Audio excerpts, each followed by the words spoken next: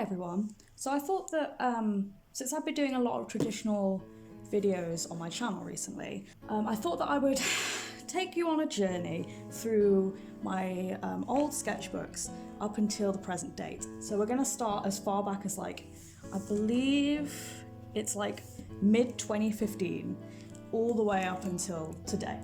So you might be thinking, Molly, that's not a lot of sketchbooks to say that it's all the way from mid 2015. And I say to you, first of all, fuck you. Second of all, I started uni in general around about 2016, and then I started an illustration course around about 2018. So I really haven't had, a lot of the time that I draw is schoolwork, and these are my personal sketchbooks. So take your complaints somewhere else. This is going to be weird. When I draw for myself, I often draw a lot of fan art. You're going to see a lot of my weird special interests, and you might be thinking, Molly, that's fine. Special interests are cool. It's just going to be normal stuff, right? And it's not. It's really niche stuff that nobody's ever heard of, and it's bizarre. So get ready for that. That's going to be fun. This is a sketchbook that was from mid 2015 to mid 2016, and I was around about 16 to 17 when I drew this. This is a fairly nice sketchbook. I don't believe it's a proper sketchbook. I think it's more of a notebook, judging by the paper. And I believe I got it from Wilkinson's, because that's where I got all my stationery stuff. You English kids, you know. It's fairly nice. It served me well as a kid, and it didn't fall apart or anything, but obviously I couldn't have done anything like watercolors or anything in this because the paper just wouldn't have held. Markers would have just bled through, but luckily I was just sketching. So we're just gonna go right ahead. And already we can see that I had a lot of special interests at the time with The Hobbit and The Lord of the Rings, so you're going to be seeing a lot of that. Also, slight disclaimer, as you can see here, these are all different styles, right? These are because I copied them from another artist. I'm not claiming that that's a good thing, but I am claiming that from when the age that I was starting out and trying to find my own style, that copying isn't necessarily a bad thing. Unfortunately, I didn't credit the artist because I didn't think I'd be showing the sketchbook to anyone. So I'm really sorry.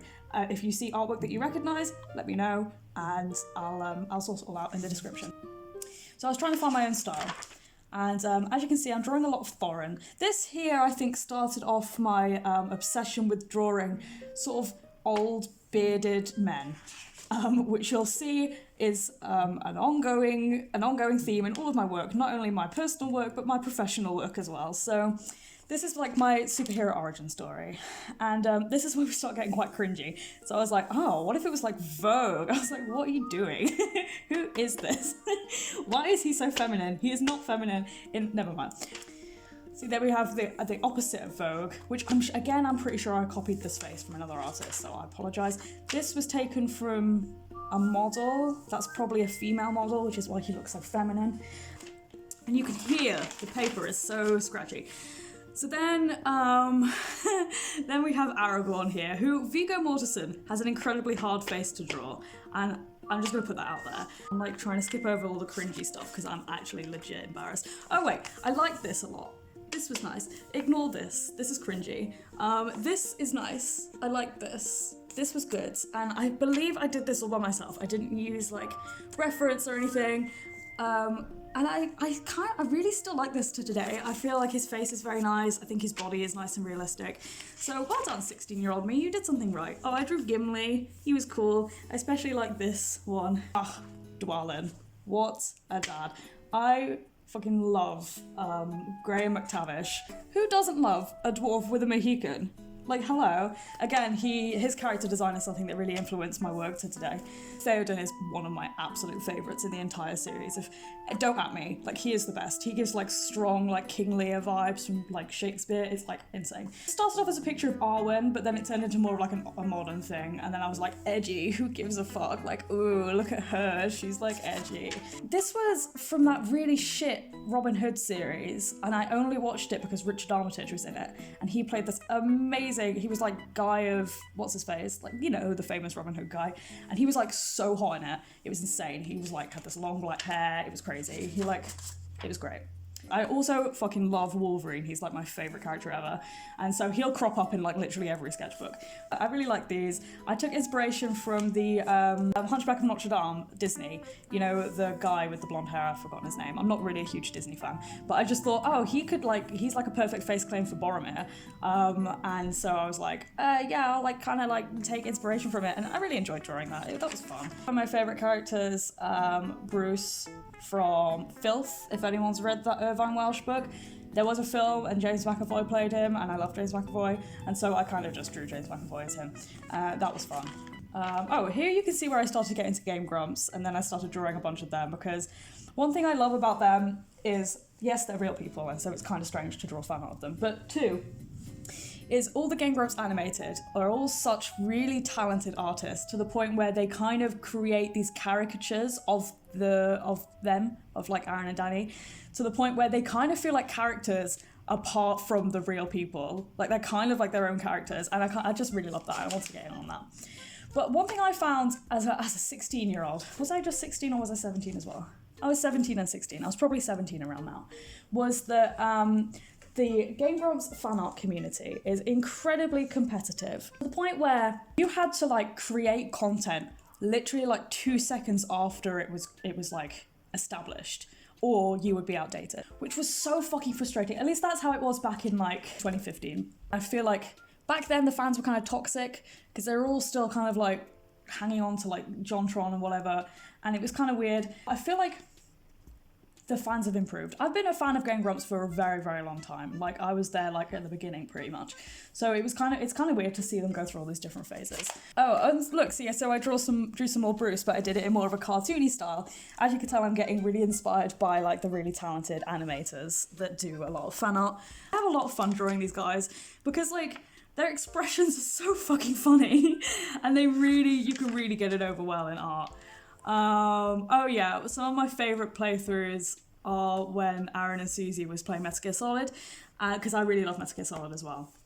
And I think they're a cute couple. This got reblogged by Susie, by the way, which I was super proud of. But looking back on it now, it's so shit.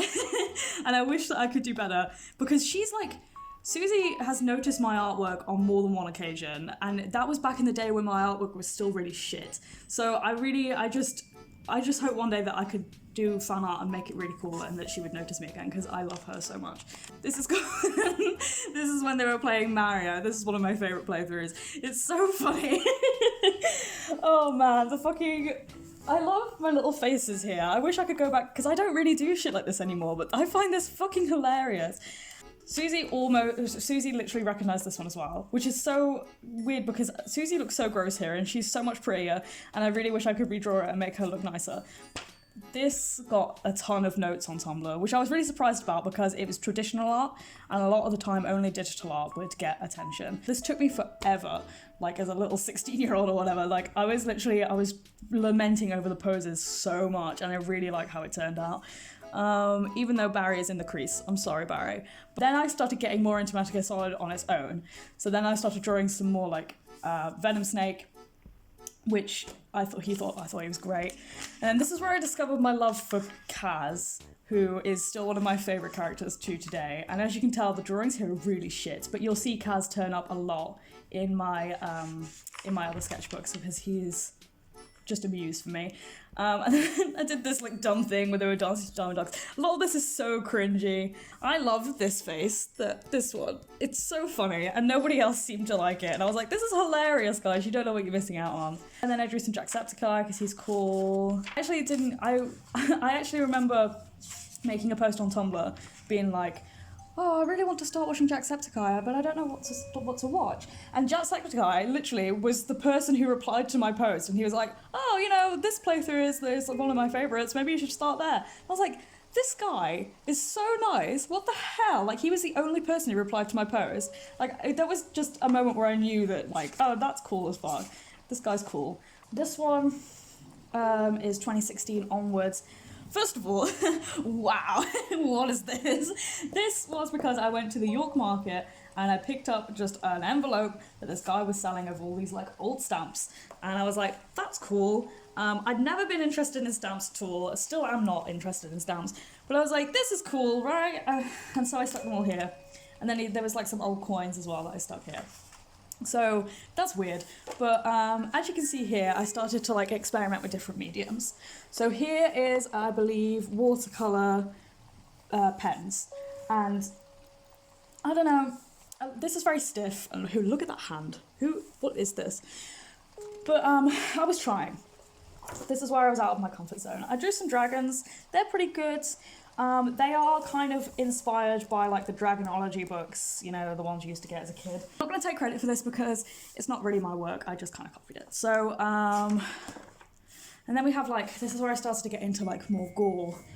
And what happened with the eyes, you know? Like I really wanted to have this style where it was like cute and shiny and fun, and it took me a while to figure out that that's just not what my style is, you know? And then this was nice. I think this was copied off Pinterest, but I still quite like the colours I did. This was copied, but I like the colours I did.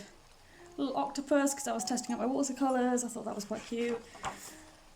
This was supposed to be me. The pose was copied from Pinterest. This is Lucius Malfoy. Another one of the dads that I'm horny for.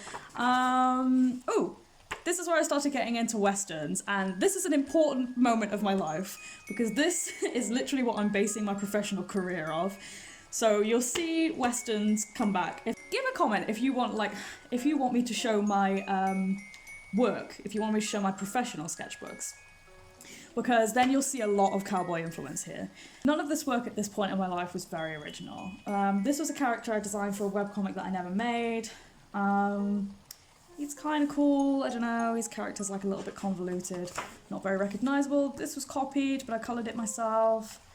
This was done on my first day at uni, so obviously I was feeling really miserable, and so I made this like weird gory girl. I quite like this one actually. This is Jesse Pinkman, but done in the style of somebody else. This is not my style, I don't know who this is. That was copied probably as well because of the reference. More Jesse Pinkman. I was watching Breaking Bad at the time, as you can tell. Anything that I watch comes out in my work. I hated this when I first did it, and now I think it's really cool. So I don't know what that says about me. Oh, I tried to get into anthro drawing for a while. I just thought that it would be cool, and I really like anthro drawing. Call me a furry or whatever. Like, I just really like what you can do with animals. I just enjoy it. Like this here, this isn't mine, this is someone else's design, but like that's cool, right? That's not furry, that's just like Disney. I don't know, man. I was trying. And as you can see, the sketchbook is like thoroughly empty because I like changed. Oh, what's this? Oh no, it's just me testing some markers. So it was around about this time where I started to plan a webcomic, and I was very serious about it to the point where I kept everything in a little folder. How cute is that? So this is where I started designing my own webcomic. And this was going to be a horror webcomic. It was going to be around the idea of a ex-detective who had to be taken off the force because he had serious mental health issues and had a breakdown. And plus there were rumours of him going around that he sort of had intercourse with one of the dead bodies, which we're never sure if it's true or not. And I think that's part of the mystery is we don't know. There's an 18-year-old who lives in the same block of flats with him, who becomes obsessed with him to the point of like stalking, and she is fucked up basically. She feels pain as if it's pleasure, right, which is a real thing, and it's like aglonophobia or whatever. I wrote it down a while ago, but I've forgotten it now. But if you look it up, it is a real thing. And but she was never taught that she has this, so she just assumes that everybody else in the world feels pleasure the same way that she does. So her way of showing love for people is by hurting them. She thinks that it's fine. She's really fucked up. She's like a self-amputee. It's really fucked. It's kind of like gratuitous, and I totally like agree with like the fact that it's like a little bit problematic, but whatever. So I started off first by like sketching some of the characters. So this is Gloria. She's the 18-year-old who lives next to him. The reason why there's such a huge age difference is that is on purpose. I wanted it to be uncomfortable. It's supposed to be horror, right? So I wanted it to be really fucking uncomfortable.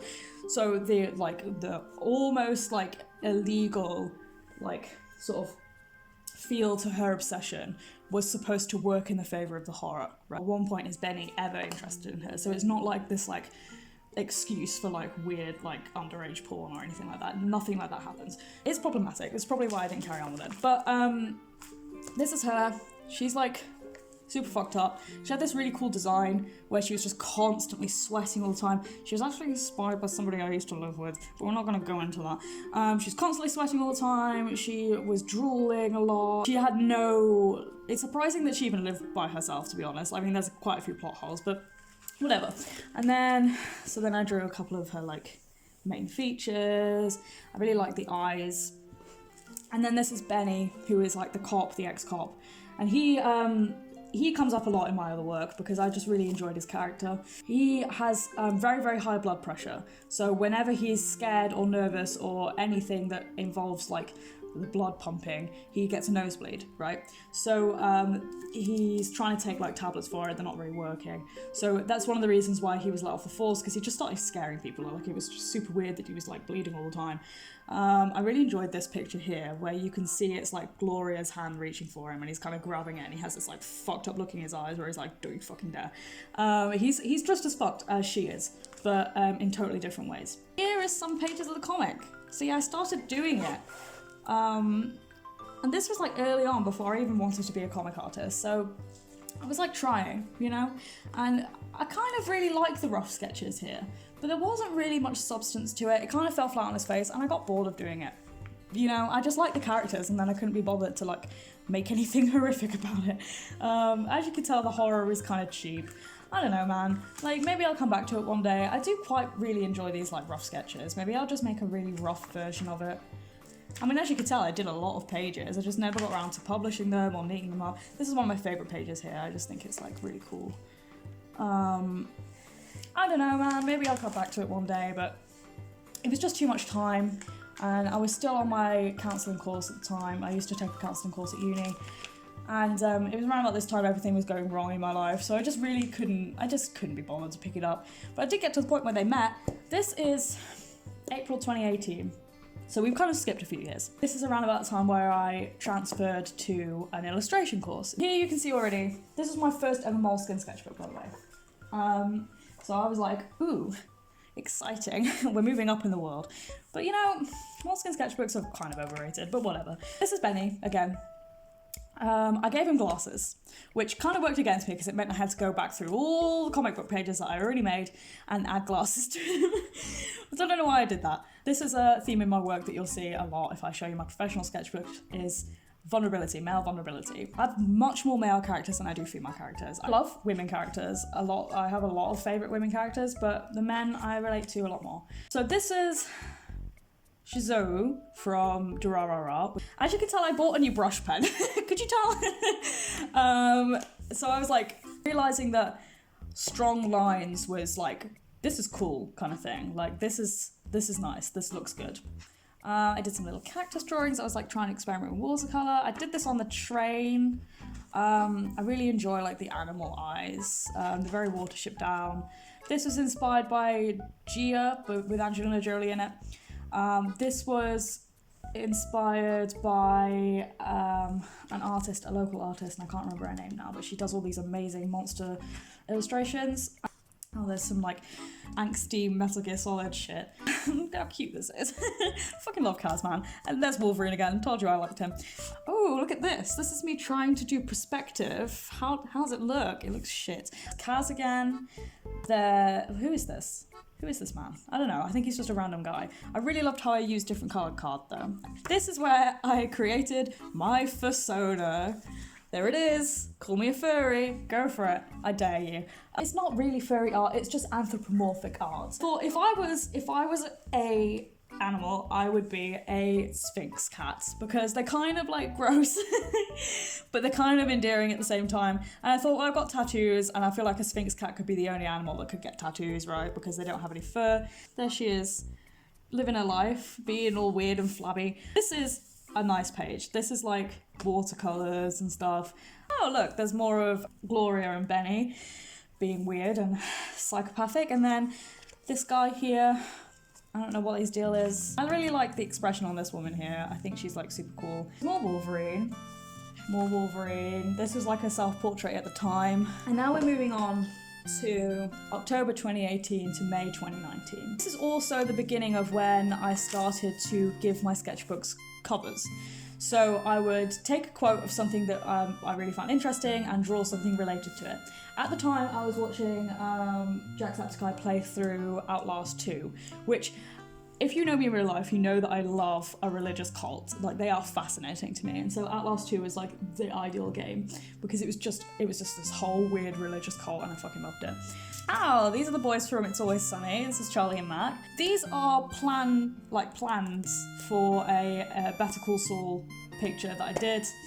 Oh, at this point I got really into Sally Face, and I also got really into using watercolours. So here are the two mediums combined. I didn't like how tame I made his face under the mask. I think it could have been weirder. So I did it again, and I made his face like more fucked up, and I really like this one. And then Larry, who's my favourite, poor Larry. I recently played Sally Face with my little brother, and we were both gunning for Larry. We were like, yes, Larry. I kind of drew him more handsome than he is in the game, so I probably should fix that. This is a speed paint on my channel if you want to watch me do this. I had this really funny idea that Sally would like change his masks depending on what mood he was in. So it's like if he's angry, then they have to wait like 30 seconds while he changes his mask and he's like, I'm angry now. Which was so dumb. I really enjoy this. I love how like sad he looks. And I did like a little fake Instagram post because I'm basic like that. And then this was because I was bored and I literally drew the eye first and did the rest of it around. This was based off some Instagram person that I saw. I gave it like devil horns or whatever because I'm edgy. I was drawing clowns at the time, and this kind of led me on to create a character who is here. His name is Tommy Tinker, but he's called Toodles the Clown, and he's 43, and he's a budget entertainer, and he's a trolley boy. He's also a bartender. He's basically a failed children's entertainer. He's bad-tempered and impatient. He's an alcoholic divorcee, and he has short man syndrome. So he's a nice guy. So he fucked up his face in a drunk driving accident. His wife and kid have left him, and he's fighting for custody over his kids. He's basically miserable. He's not very good with the kids, but he's like a good price, so people hire him anyway. He kind of scares the kids a lot, so a lot of the time he has to wear like a mask or something over the side of his face. He's kind of this miserable character, and I created him alongside with another character. His name is Charlie Steele, but people call him Chuck.